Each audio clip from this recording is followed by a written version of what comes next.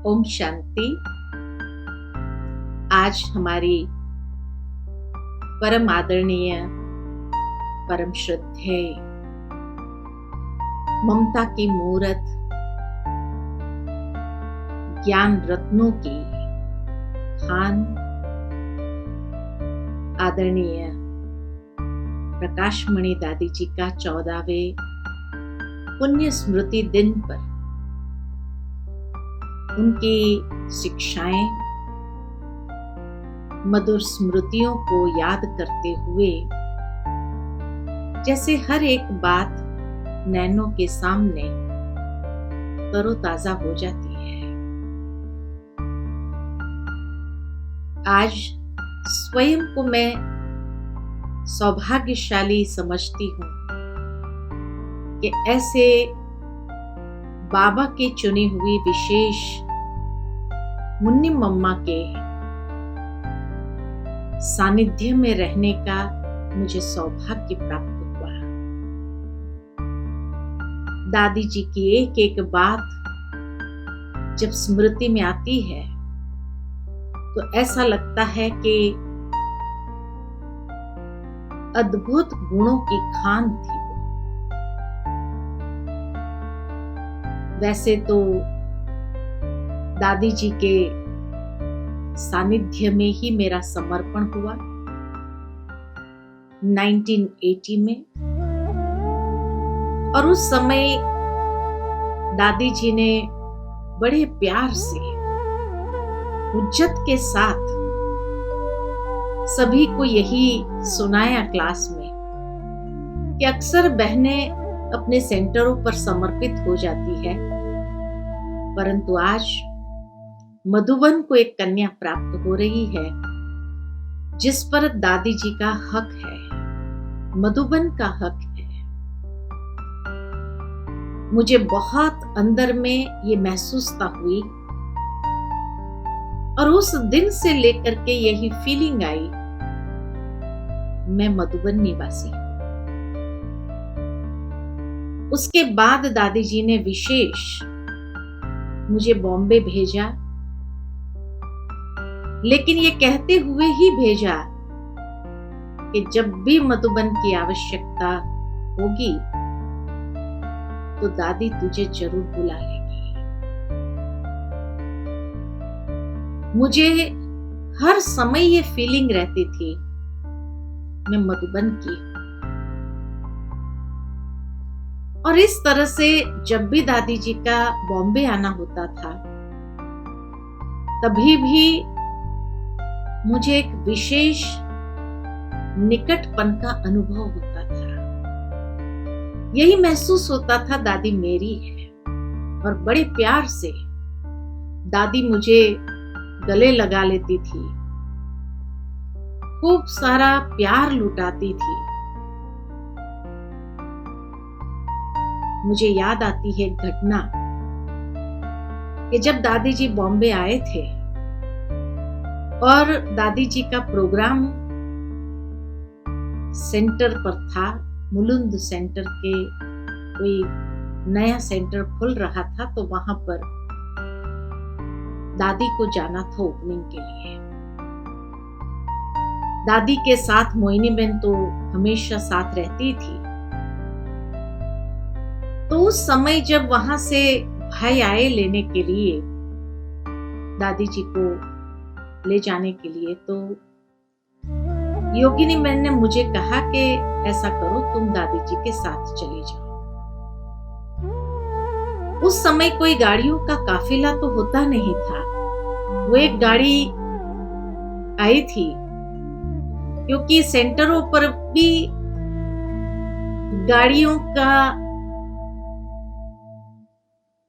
गाड़ियों वाले भाई बहने बहुत कम आते थे, तो इसीलिए वो एक गाड़ी आई थी जिसमें दादी जी, मोहिनी दीदी और मैं, ऐसे हम तीनों को जाना था।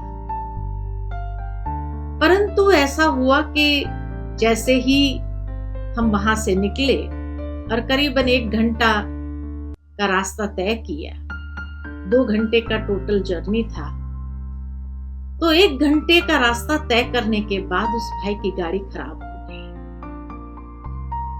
उन दिनों में मोबाइल फोन तो थे नहीं, तो मुझे बड़ा खराब लग रहा था कि अब गाड़ी चल नहीं रही। भाई ने देखा और कह दिया कि अभी ये गाड़ी तो खराब हो गई दादी, अभी कोई दूसरा बंदोबस्त करते हैं। और मैंने किसी दुकान में जाकर के लैंडलाइन से फोन किया योगिनी बहन को, तो कहा अभी अगर मैं गाड़ी भेजूं भी कोई तो 1 घंटा आप लोगों को ठहरना पड़ेगा। तो दादी जी से पूछो कि भाई आप लोग कहीं ऐसी व्यवस्था है ठहरने की 1 घंटा, क्योंकि उन दिन बॉम्बे में भी बहुत कम सेंटर्स होते थे। बड़े बड़े पड़ाव में तो सेंटर्स होते थे, लेकिन छोटे छोटे स्थानों में तो सेंटर नहीं होते थे। और जहां जाना था वहां भी 1 घंटा और लगना था, वहां से भी गाड़ी आएगी तो भी 1 घंटा लगना था। तो दादी जी से पूछा कि हम 1 घंटे के लिए वेट करना पड़ेगा जब तक दूसरी गाड़ी आएगी। दादी जी इतनी निर्माणचित, दादी जी ने कहा कि हम 1 घंटे के लिए वेट करेंगे, वहां कितने भाई बहने खड़े होंगे, क्योंकि ओपनिंग का जो टाइम दिया था उसके हिसाब से तो सारे भाई बहने एकत्रित हो गए होंगे। तो दादी जी ने कहा ऐसा करो 1 घंटा वेट क्यों करें, हम गाड़ी आने तक एक रिक्शा बुलाओ, क्योंकि उस एरिया में टैक्सीज नहीं होती थी, उन दिनों में रिक्शा चलती थी। तो दादी जी ने कहा ये रिक्शा बुला लो, और हम 3 ही तो है, तो तीनों बैठ जाएंगे रिक्शा में और पहुंच जाएंगे। मुझे बड़ा खराब भी लग रहा था कि दादी जी को मैं रिक्शा में कैसे ले जाऊं, लेकिन कोई टैक्सी नजर नहीं आ रही थी, क्योंकि टैक्सी मेन बॉम्बे में चलती थी, पराओं में इस तरफ नहीं चलती थी, रिक्शा ज्यादा चलती थी। मोहिनी बहन के तरफ में देखने लगी। मोहिनी बहन ने कहा हाँ दादी ने कहा है ना, चलो एक रिक्शा कर, पहुंच तो जाए टाइम पर। हमने एक रिक्शा बुलाई और रिक्शा में हम तीनों बैठ गए, दादी, मैं और मोहिनी बहन, तीनों एक रिक्शा में बैठ करके जिस स्थान पर हमें जाना था वहां पर पहुंच गए। सभी लोग तो इंतजार कर रहे थे कि दादी अभी बाय रोड कार में आ रही है, लेकिन जब रिक्शा से उतर करके हम सभी को देखा, सभी आश्चर्यचकित हो गए थे। लेकिन उस समय मैंने दादी जी की यह निर्माणता देखी कि दादी जी को ये भी नहीं कि भाई दूसरी गाड़ी आने तक हम वेट करें, ये दादी जी को ज्यादा चिंता थी। इतने भाई बहने इकट्ठे हो रहे हैं और हम कितना समय लेट पहुंचेंगे, 1 घंटा गाड़ी आने तक रुकेंगे और 1 घंटा जाने 2 घंटा हमें रुकना पड़ेगा, इतना टाइम वेस्ट क्यों करें, समय पर पहुंच जाना ही उचित रहेगा। और उसके लिए दादी रिक्शा में बैठ करके हमारे साथ चली। ये दादी जी की निर्माण था, हमने उस वक्त अनुभव किया। तो इसलिए कहा कि दादी जी को कभी भी ये फीलिंग नहीं थी कि मैं एडमिनिस्ट्रेटिव हेड हूं, ये अहंकार दादी जी के अंदर कभी नहीं देखा। दादी का जो स्लोगन था, निर्माण, निर्माण और निर्मल वाणी, ये प्रैक्टिकल दादी जी की अपनी धारणा थी। वो चीज ने मुझे इतना प्रभावित किया था, और उस दिन से लेकर के इस चीज को मैंने भी अपने जीवन के अंदर, कि अगर दादी जी इस तरह से आ जा सकती है और कर सकती है और कार्यक्रम को महत्व देती है कि बाबा के इतने बच्चे बैठे होंगे, कोई धूप में बैठा होगा, कोई कहाँ बैठा होगा, इससे तो समय पर पहुंच जाना ही उचित रहेगा। उसके बाद जब मैं हैदराबाद गई, जहां ब्रह्मा कुमारी के द्वारा पहला मैनेजमेंट सेंटर खुला था, तो उस मैनेजमेंट सेंटर के ओपनिंग पर परम आदरणीय दादी जी पहुंचे थे। और जब उसका ओपनिंग किया तो उस समय ओपनिंग करने के बाद दादी जी ने मुझे बिठाया और कहा कि देखो ये कंपनी वाले लोग हैं और इनके अपने नजरिया होते हैं। तुम अपने जीवन को ऐसा आदर्श बनाना क्योंकि तुम्हें बाबा का नाम वाला करना है। और इसीलिए अपने जो नियम सिद्धांत है उसको भी कायम रखते हुए उनकी जो भी बातें हो या उनके जो भी तरीके हो उसमें हमें अपने आप को ढालना नहीं है। और बहुत प्यार से दादी जी ने जैसे आशीर्वाद देते हुए वहां से गए।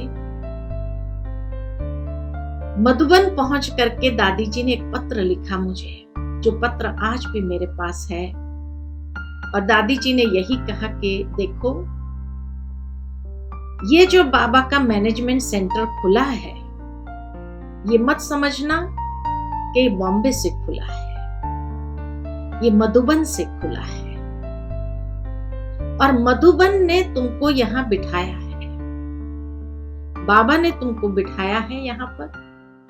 और इसीलिए तुम्हें कभी भी कोई भी चीज की आवश्यकता हो या कोई भी बात ऐसे करनी हो तो तुमने संकोच होकर के दादी के पास आ सकती हो, दादी से बात कर सकती हो। मना कभी भी हमें ये फीलिंग नहीं होने दिया कि हमको कहीं अकेले में दादी ने छोड़ दिया और हम कैसे करेंगे, क्या करेंगे। लेकिन हर वक्त हमें यही महसूस होता था कि हम मधुबन के तरफ से हैदराबाद के इस मैनेजमेंट ट्रेनिंग सेंटर में हैं। और इसलिए निरंतर ये अनुभव करते थे जैसे दादी जी की शुभ भावनाएं, आशीष हमारे साथ है। और इसलिए जो है वहां कोई भी कार्यक्रम करते थे तो हमें हर वक्त ये स्मृति रहती थी कि हमें बाबा का नाम वाला करना है। बाबा ने एक नई सेवा का द्वार खोला है और उसके लिए अगर दादी ने हमें निमित्त बना करके यहाँ रखा है तो जरूर बाबा का इसमें कुछ न कुछ विशेष कार्य समाया हुआ होगा। तो हर वक्त हमें दादी जी का जैसे ब्लेसिंग्स महसूस होता रहा और सदा ये फीलिंग आती रही कि दादी जी हमारे साथ है। उसके बाद जब मैं हैदराबाद से ही एक ग्रुप को लेकर के गई माउंट आबू शिविर के निमित्त, तो जैसे ही हमने द्वार से प्रवेश किया पता नहीं एक अलग सी फीलिंग मुझे आ रही थी। खास करके जब मैं ट्रेन से हम आबू रोड पहुंचे और आबू रोड से माउंट जब बस में जा रहे थे,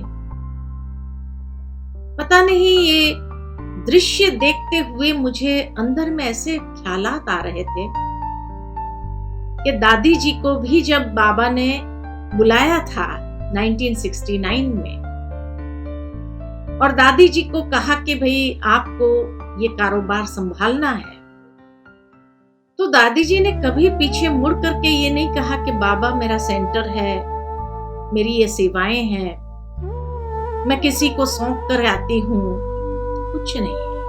और इतनी समर्पित बुद्धि होकर के दादी ने बाबा की हर बात को सिर माथे करके स्वीकार किया।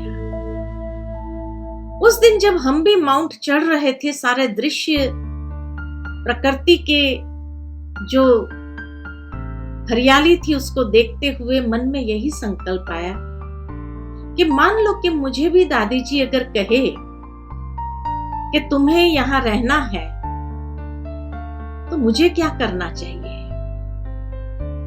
क्यों ये विचार आ रहे थे मेरे मन के अंदर मुझे पता नहीं, लेकिन जैसे जो होनी होती है वो जैसे पहले से ही वो संकल्प मन के अंदर आरंभ हो जाते हैं। तो मेरे मन में यही आया कि जैसे दादी जी ने किया ऐसे ही मुझे भी करना है। और और इसीलिए जैसे ही मैं गेट में प्रवेश हुई ग्रुप को लेकर के और शशिबेन के ऑफिस में गई, दादी जी आंगन में बैठे थे और दादी जी ने हाथ के इशारे करते मुझे बुलाया और बुलाकर पूछा, कितने दिन के लिए आई? मैंने कहा, दादी ये ग्रुप को लेकर आई हूं शिविर के लिए और इसके साथ ही 5वें दिन में चले जाएंगे। दादी ने तुरंत मुझे कहा, टिकट कैंसिल करा दो, ग्रुप को भले जाने दो और तुम यहाँ रुक जाओ। कोई खास सेवा तो नहीं है हैदराबाद में? मैंने कहा नहीं। तो कहा, दादी चाहती है कि तुम थोड़ा दिन यहाँ रुको। रास्ते में मुझे जो संकल्प आ रहे थे और मैं सोचने लगी कि ऐसे कैसे हो सकता है कि जो मैं सोच रही थी और दादी ने वही बात कही है। उसके बाद दादी ने मुझे पूछा कि तुम चन्ना रेड्डी को जानती हो, कभी मिली हो उसको?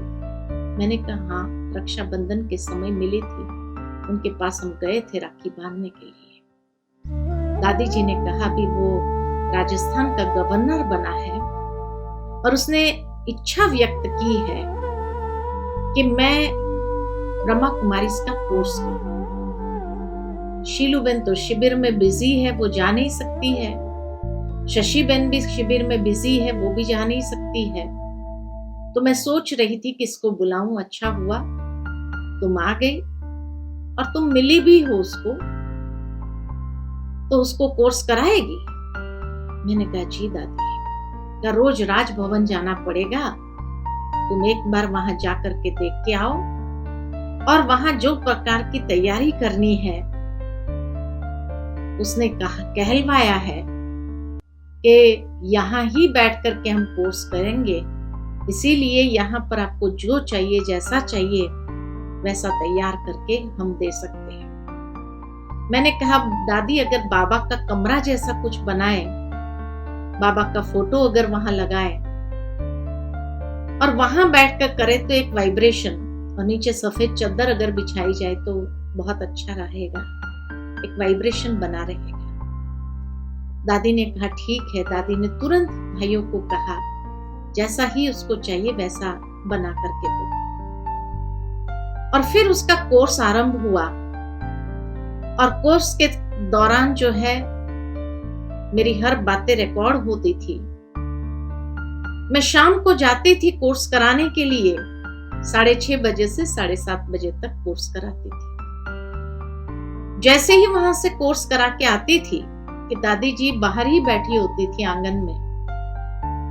कितना कोई कहे कि दादी आप भोजन कर लो पहले, दादी कहती नहीं, उषा भी आई नहीं है।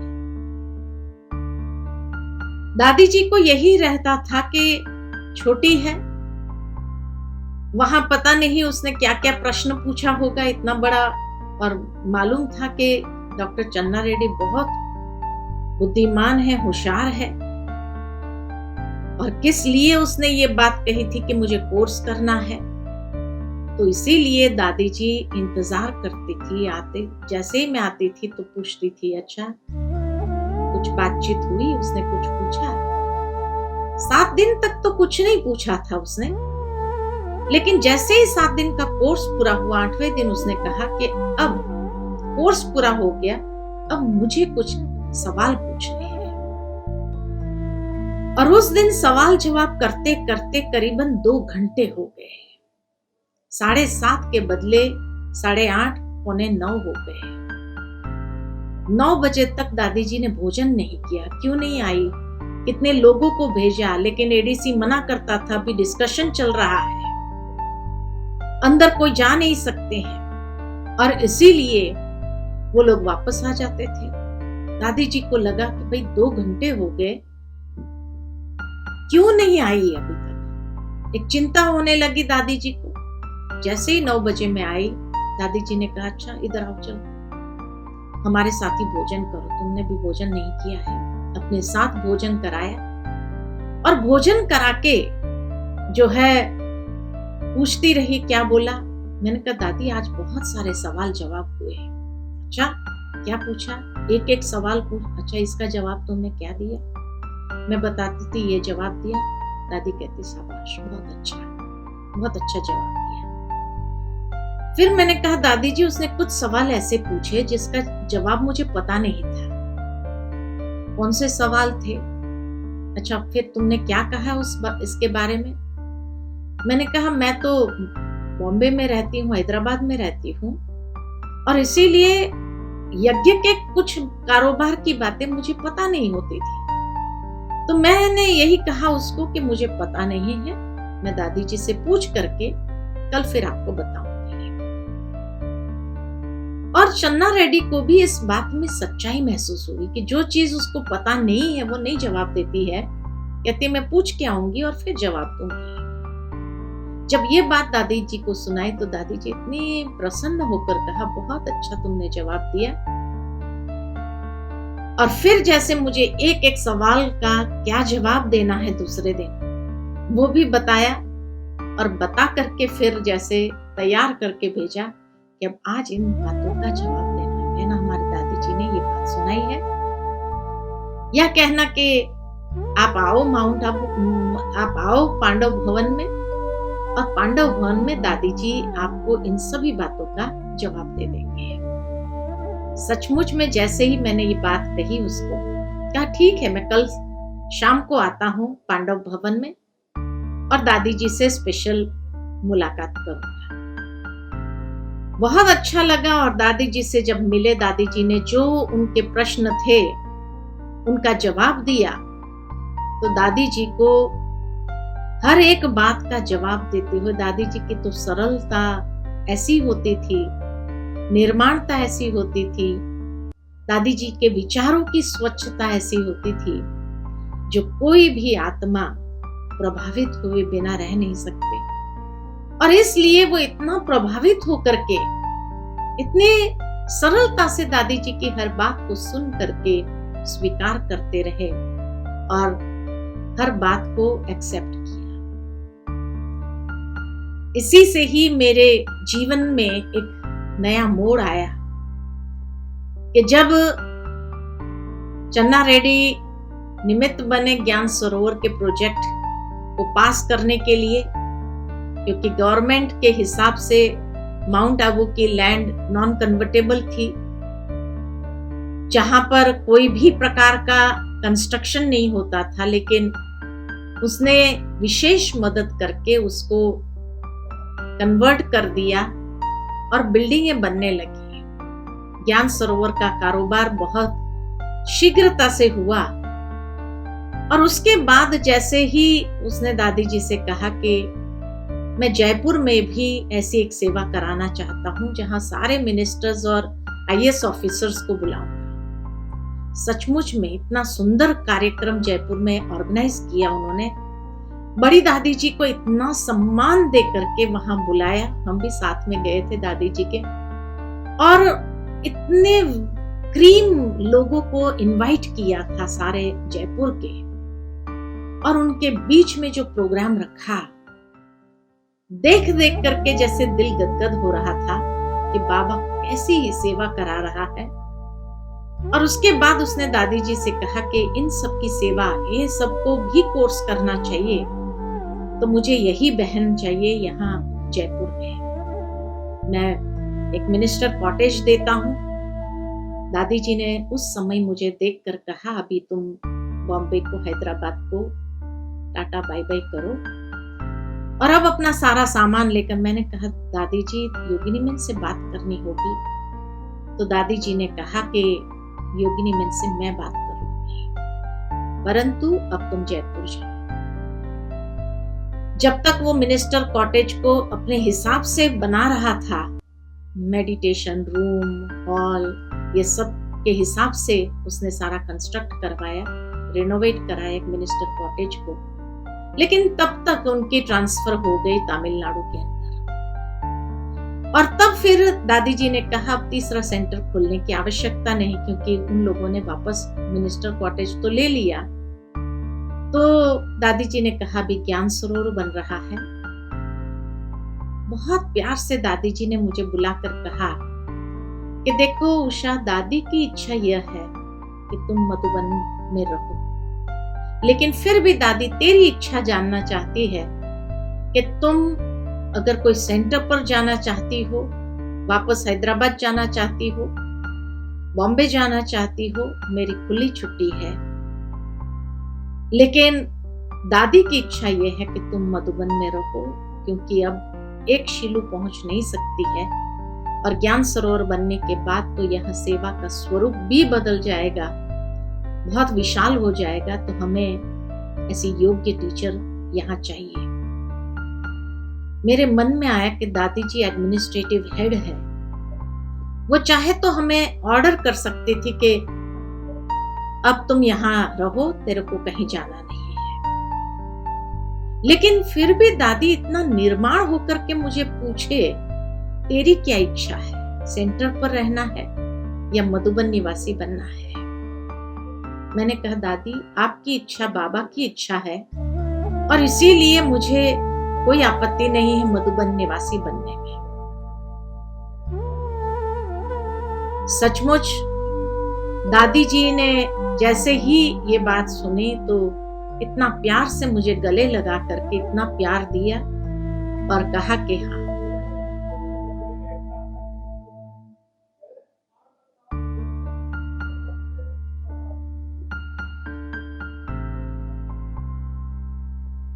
और दादी जी ने कहा कि तेरे को हमने ही भेजा था बॉम्बे, तुम तो है ही मधुबन की, और इसीलिए दादी जी भी यही चाहना रखती है कि तुम मधुबन में रहो। लेकिन हाँ, मधुबन में रहने के लिए एक बेहद का घर है, बेहद की भावनाओं के साथ यहाँ रहना होगा। सेंटर छोटा सा स्थान है, वहां जो बातें आती है और यहाँ जो बातें आएंगी, उसके लिए दादी तेरे को पहले ही सतर्क करती है। ये भाइयों का घर है, बहुत सी बातें आ सकती है, लेकिन कोई भी बात हो तुम आकर के मुझे सुना सकते हो। और सचमुच कदम कदम पर जैसे दादी जी ने अपना वरद हस्त रखा, हर समय मुझे आगे बढ़ाने का, जैसे दादी जी ने अपनी जिम्मेवारी समझी, चाहे वो मैनेजमेंट ट्रेनिंग हो, चाहे वो शिविर का कार्यक्रम हो, चाहे कोई भी सेवा हो, दादी जी जैसे उस सेवा के लिए हमेशा उज्जत से बुलाती थी, कहती थी, देती थी कि नहीं, तुम्हें ये करना है, तुम्हें यहाँ जाना है, ये सेवा करनी है। और मुझे बहुत खुशी होती थी इसी बात की कि डायरेक्ट दादी जी के छत्र छाया में जो प्रोग्रेस मेरा हुआ, हर तरीके से दादी जैसे आगे बढ़ाने की भावना रखती थी। दादी जी जब देखती थी कि किसके अंदर कौन सी विशेषता है, और उस विशेषता को देखते हुए उसको आगे बढ़ाने के लिए जैसे ही डायरेक्शन देती थी, तो बस उस डायरेक्शन के आधार पर चलते हुए प्रतिदिन आगे बढ़ना, हर कदम में प्रोग्रेस अनुभव करना, आध्यात्मिक जीवन के अंदर उन्नति का अनुभव करना, ये हमने दादी जी से जैसे वरदान के रूप में प्राप्त किया। और इसीलिए मधुबन आने के बाद विशेष सेवाओं के निमित्त दादी ने बनाया, चाहे मैनेजमेंट ट्रेनिंग को लेकर के मैनेजमेंट की जो सेवाएं होती थी, मधुबन से अनेक कंपनीज में भेजने का कार्य दादी जी का जैसे विशेष प्रेरणा रहती थी। और जब भी कोई ऐसा इनविटेशन मिलता था और दादी जी को कहते थे, तो भी जैसे दादी बहुत खुशी से हमें छुट्टी देकर के भेजती थी। जब भी कोई शिविर का ग्रुप आता था दादी जी से मिलने के लिए, तो उस शिविर के ग्रुप में भी ये महसूस करते थे हम कि उस शिविर के ग्रुप में जब बैठते थे तो दादी जी हमें कभी भी नाम से नहीं पुकारती थी। चाहे मैं हूं, शीलूबेन थी, लेकिन उन शिविर वालों के सामने दादी इतना रिस्पेक्ट और रिगार्ड देती थी, उषा बहन, शीलू बहन कह करके ही जैसे हमसे बात करती थी शिविर वालों के साथ। एक दिन मैंने ऐसे ही जस्ट दादी को कहा कि दादी आप हमको उषा बहन क्यों कहती हो उन लोगों के सामने? आप तो इतने बड़े हो, आप नाम से भी बुला सकते हो। दादी ने कहा नहीं, जो कर्म मैं करूंगी मुझे देख सब करेंगे, और इसीलिए तुम लोगों के प्रति इनकी भावनाएं होती है, उनका रिगार्ड होता है।